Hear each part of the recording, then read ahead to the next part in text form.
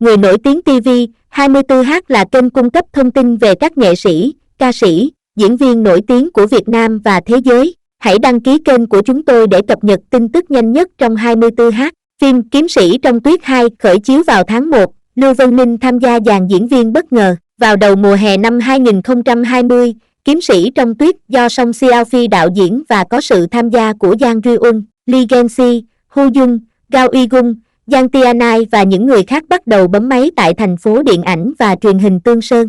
Sau 1 năm rưỡi về việc quay phim và hậu kỳ sẽ ra mắt vào năm 2021, nó được ra mắt vào cuối năm và trở thành một trong những mẫu hot thu hút nhiều sự chú ý trong năm đó và thậm chí cả năm sau. Như chúng ta đã biết, Kiếm Khách Trong Tuyết được chuyển thể từ tiểu thuyết trực tuyến, mặc dù phần đầu tiên kết thúc với việc Su Phenian giết chết Han Jiaoxi và Giao Cai, nhưng bối cảnh chung của câu chuyện vẫn chưa kết thúc.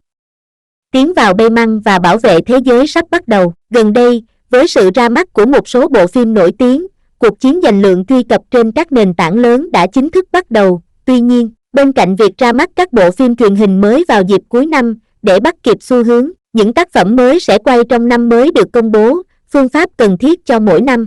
Theo thông tin xuất hiện cho đến nay, có thể thấy các nền tảng lớn đã cùng nhau tung ra gần 50 bộ phim truyền hình mới sắp quay. Trong số đó, ngoài các bộ phim truyền hình mới ăn khách Kiandu, Forgotten River và In The Palm, ngoài ra, còn có rất nhiều phần tiếp theo của bộ truyện đã thu hút được rất nhiều sự yêu thích. Trong danh sách các phần tiếp theo của nhiều bộ phim, trang phục cổ điển được yêu thích nhất là Giang Song Sinh 2, Lotus House 2 và điểm nhấn lần này là Kiếm Sĩ Trong Tuyết 2. Swordman in the Snow 2 sẽ khởi chiếu vào tháng 1, với sự trở lại của 10 diễn viên chính hàng đầu và Lưu Vân Ninh tham gia vào dàn diễn viên đầy bất ngờ. Trên thực tế, khán giả chưa bao giờ ngừng mong chờ Night in the Snow 2 sau khi phần đầu tiên kết thúc vào năm 2022. Tuy nhiên, mọi người cũng đưa ra một số yêu cầu nhỏ, đó là cải thiện hiệu ứng đặc biệt và võ thuật của bộ phim.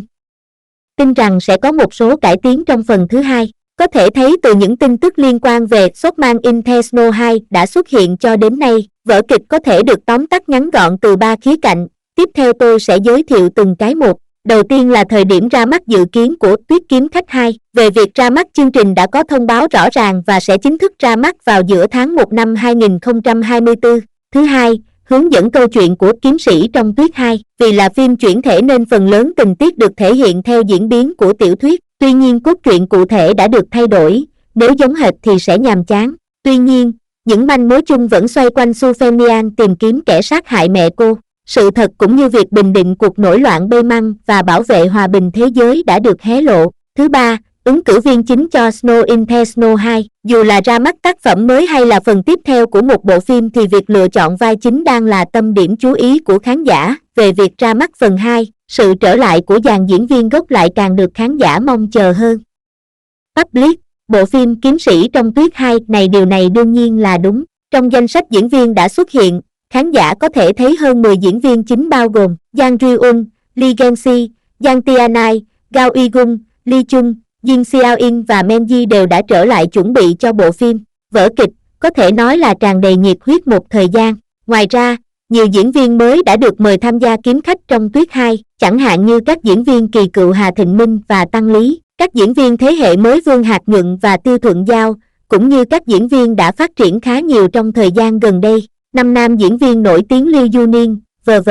Nhờ sự nổi tiếng của Quang Thao ốc Quang Sang, tác phẩm nam chính đầu tiên của Liu Yunin đã trở thành hit. Độ nổi tiếng và tài nguyên của anh ấy đều tăng vọt về chất lượng.